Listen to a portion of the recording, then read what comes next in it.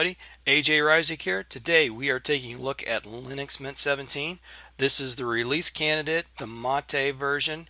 This one happens to be 32-bit.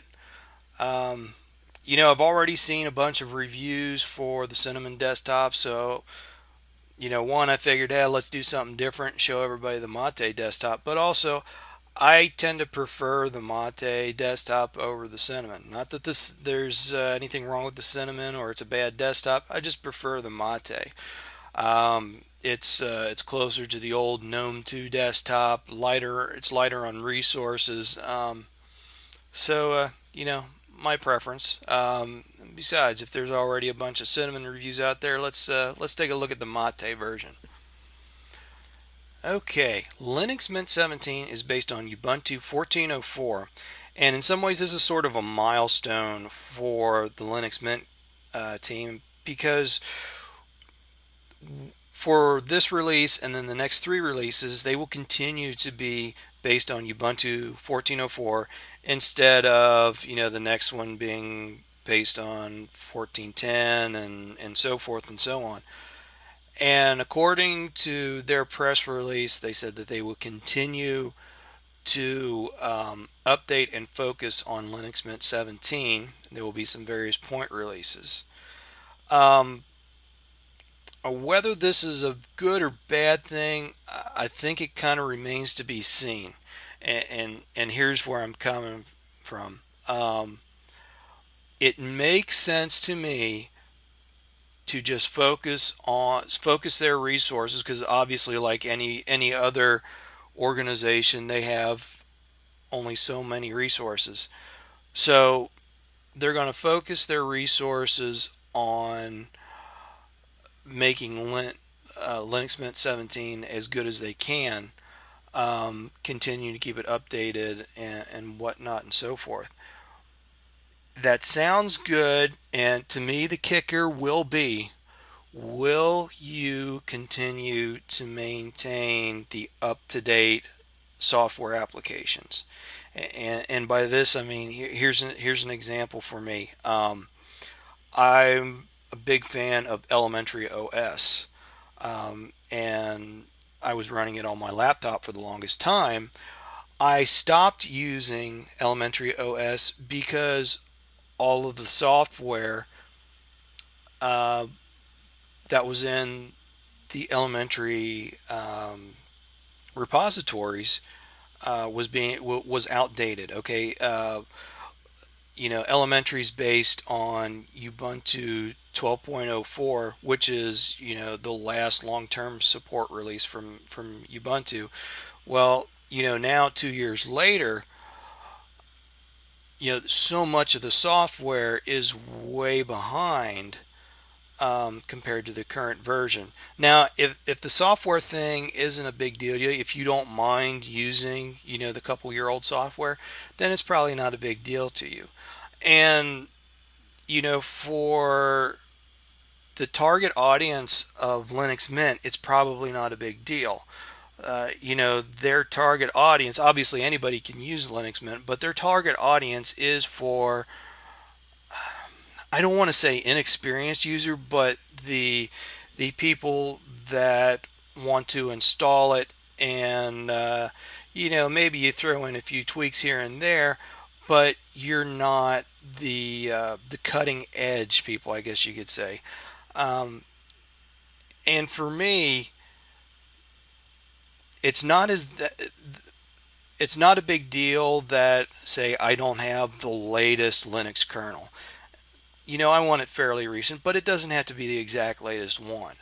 Um, but for example, when if I go back to the elementary OS example, um, they're still using uh, LibreOffice 4.1, I think 4.1.3, and the current version is what, 4.2.3, 4.2.4, something like that. Um, and like I said, for some people that may not be a big deal, and you may respond that, oh, you can go and add the LibreOffice repository so that you stay updated. It's like, okay, part of the reason to have the either Ubuntu repositories or the Linux Mint repositories is so that you stay updated on the software.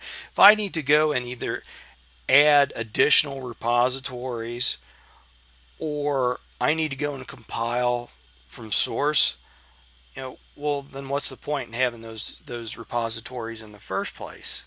You know, the point of those repositories is stay updated, and I want to stay updated. Now, I'm not going to be critical if uh, you know, uh, you know, let's go back to the LibreOffice example. You know, LibreOffice 4.3 comes out, and it's a couple of months before it's put into a repository. Okay, I can live with that. No big deal there. Um, but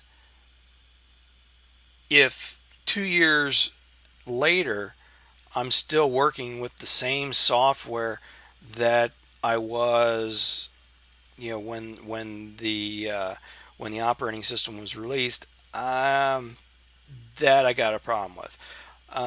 So I guess kind of the moral of my little rant here is the staying with 1404. It kind of remains to be seen whether that's a good or bad thing. Um, like I said, in with their target audience, it's probably not going to be a problem, and it may end up being a good thing because they can focus their resources on, say, more cinnamon development, more of the mate development, that sort of thing. Um, and as long as the software applications stay updated, I'm all right with it. Um, I'm not, me personally, I am not their target audience. Okay, I want the latest software. Um, Once again, it doesn't have to be the second that it's released. I need to have it, but I want it fairly soon.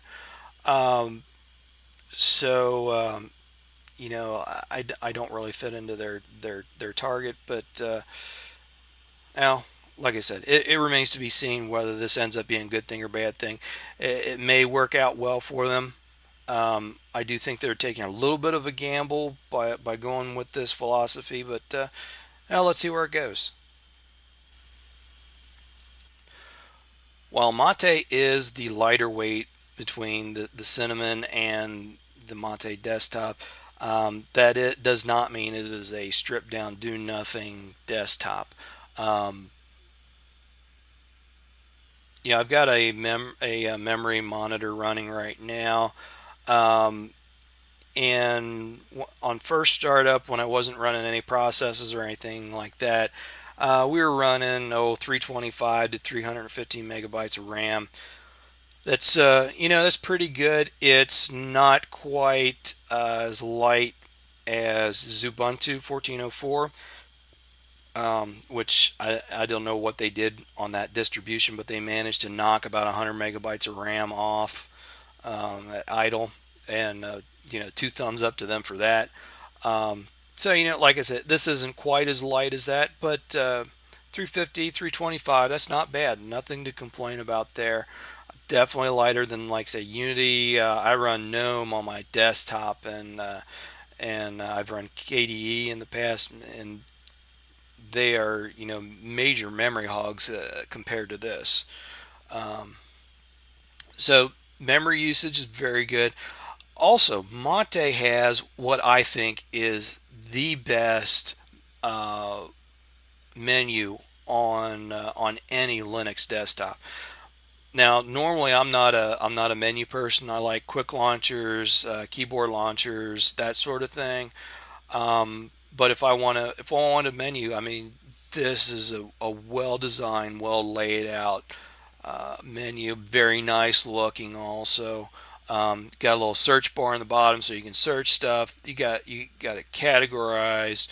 You can go to favorites. I mean, really really nice menu. Nothing to complain about there. Um, Mate also has. Let me pull it up here.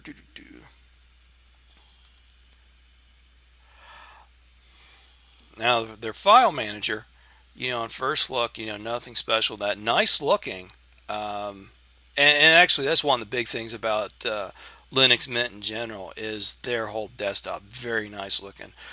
They definitely went to the pains to make sure that it looks good. Um, but plenty of features in the file manager, and it's Kaja. That's how you pronounce it. Couldn't remember how you pronounced it. Um, but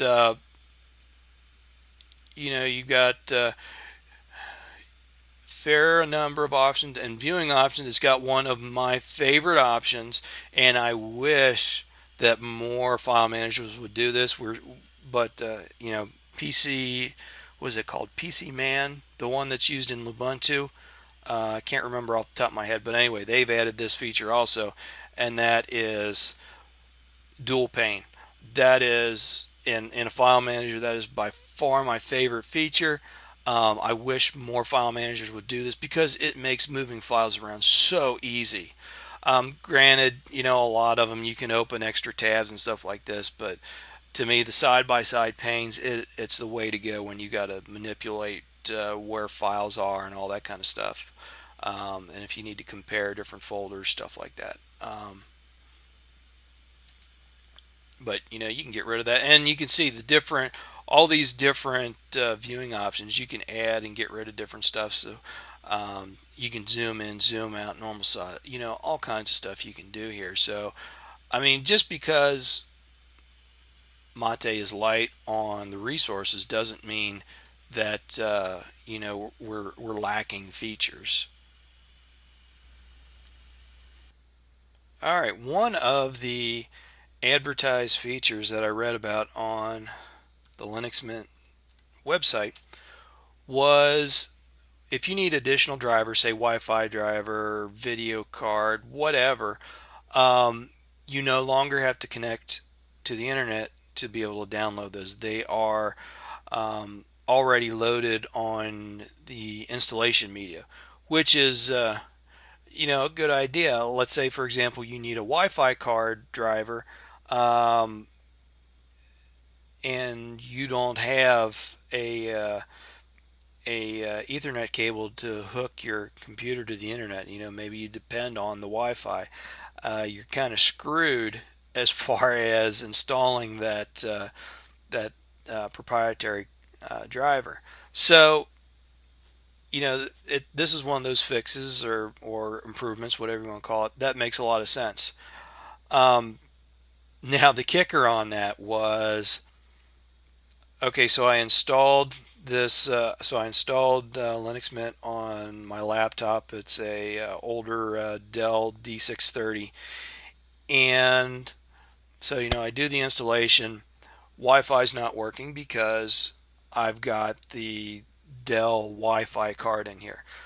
So I need to go and install that proprietary driver. So I go and I pull up my driver manager, and I get the little message at the top that tells me you need to either connect to the internet or insert your installation media. So I put in my USB that I had the installation media on, and nothing happens. I start clicking buttons and still nothing happens. Now I plug in my Ethernet cable and no problem. I was able to download the Wi-Fi driver, no problem. And it's like, okay, so hopefully this is just a bug because we are still as a release candidate. This isn't the final version. And actually, when I get done with this video, I'm going to go to report that bug. Hopefully that's all this is, and by the time the final release comes out, this isn't a problem because it's kind of a slap in the face that we're advertising this great new feature, and it is that I mean that is a great feature to have, and then it doesn't work. Uh, so hopefully this is something that they can fix and get fixed quick. Linux Mint their software manager or software store, whatever you want to call it, it continues to be much better than the one found in Ubuntu. Um, you've got, it's categorized just like Ubuntu's is. Um, you've got the ratings and all that kind of stuff. Where it excels as opposed to Ubuntu is that is far more refined.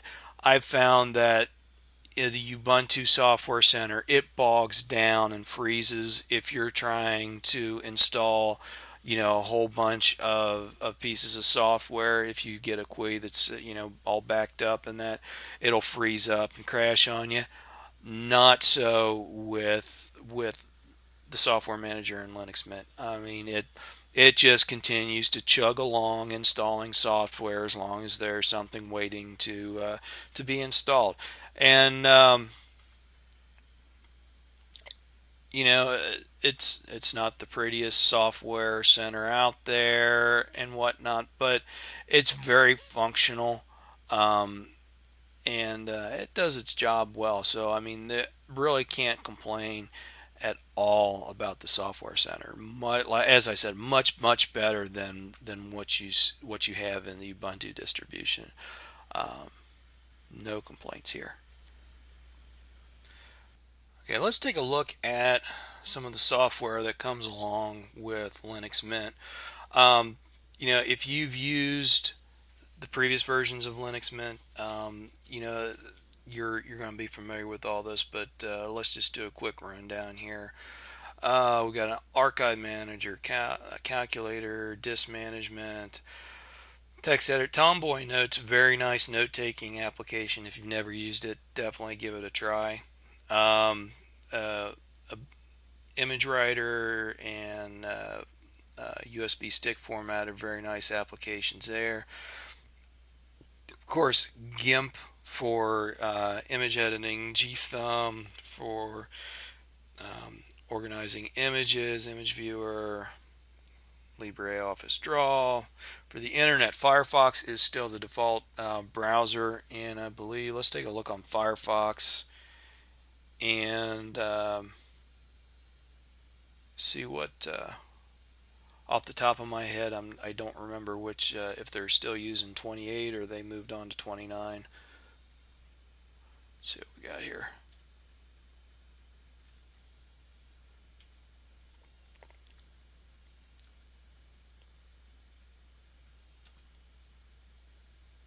Yes, this is 29. So you got the latest Firefox there.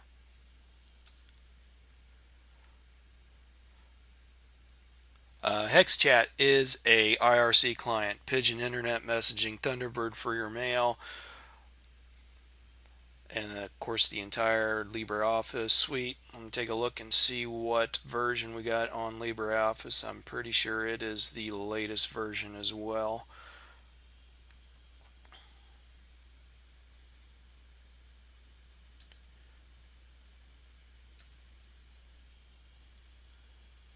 Yes, 4.23. Okay, and one other thing I want to take a look at, because one of my pet peeves with um, LibreOffice on Ubuntu, they do the same thing here. Why, I don't know. I don't get this. Why they do not have all of the icon sets installed on LibreOffice. I mean, you can go and install the others yourself, um, but why they don't just give you all of those icon sets, I don't know. I don't get it. Anyway, enough ranting on that. Banshee for music player, very nice music player. Brazo, that's a good CD and DVD burner.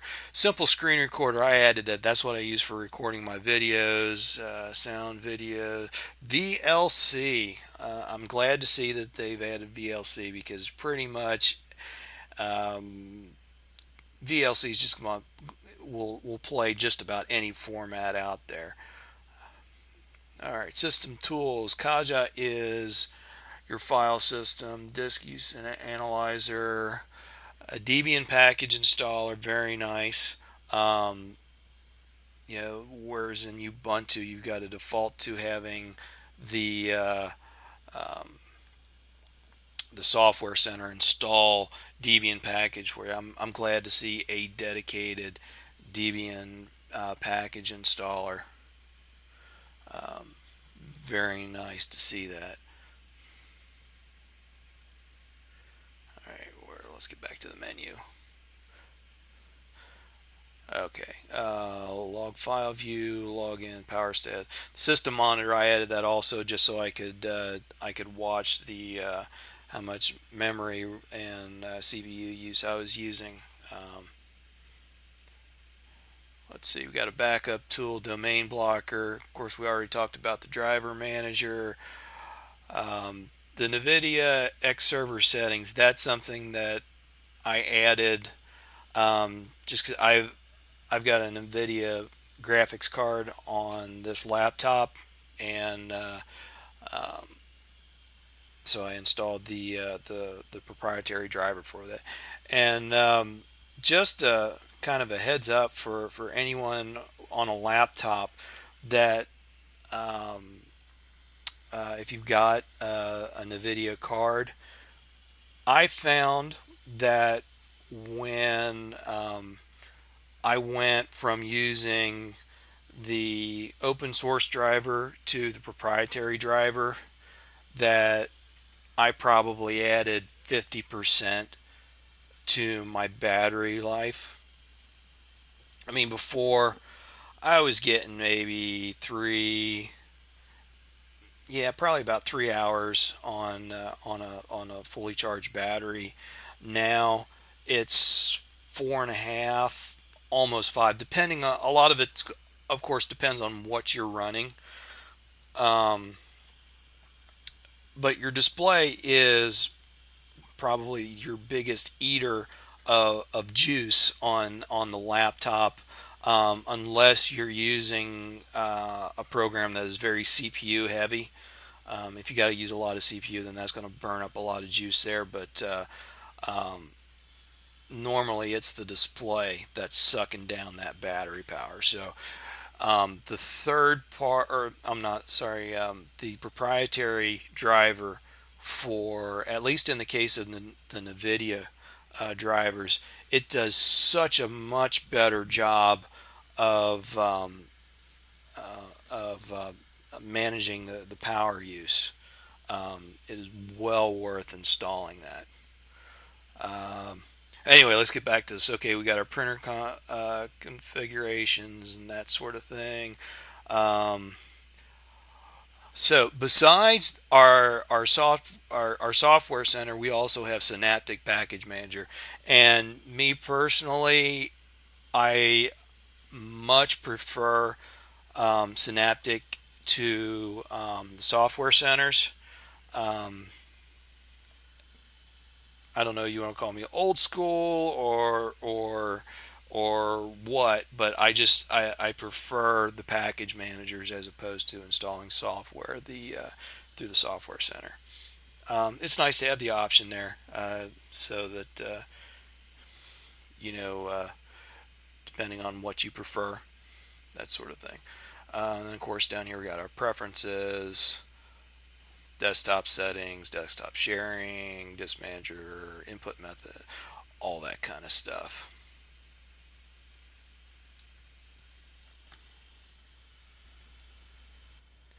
Well, that about finishes things up for this review. I know not a whole lot of new stuff that we've looked at, um, but I think that's been the kind of the defining characteristic of um, releases so far this year. We haven't seen a lot in the way of new features. What we've seen is refinement, bug fixes, that sort of thing, and that's not a bad thing, especially like in the case of the 1404 series on the Ubuntu side of things. Um, since that's their long-term support release, yeah, let's make sure that it works as well as we can possibly make it. Over here on Linux Mint's side of things, since we're not going to see basically new features for another 2 years. Um, the fact that we're working on the bug fixes, making things refined, it's not a bad thing, especially if that means that they can devote more resources to the development of Cinnamon and the Mate desktop. Um, so I don't know. Let me know what you think in the comments below. As always, I'll take any comments, questions, all that kind of stuff. Next few days, going to see a whole bunch more reviews coming out for me. I'm working on a review of Ubuntu 1404, so you'll see that soon. Also, playing around with the LXQT desktop, so you'll see me do a little, not necessarily review of LXQT, although I will talk a little bit about it, but basically kind of a showcase of here's what you can do with it and here's what I found out, that sort of thing. Um, if you saw my review of Nixnote, which is it is a unofficial Evernote client for the Linux desktop. There's been a beta 2 release recently, so I'm going to grab that and play with that for the next few days, and I'll have an updated review of Nixnote up as soon as I can. Um, as always, if you want to keep getting this great content, be sure to subscribe. Give this video a thumbs up if you enjoyed it, and thanks for watching.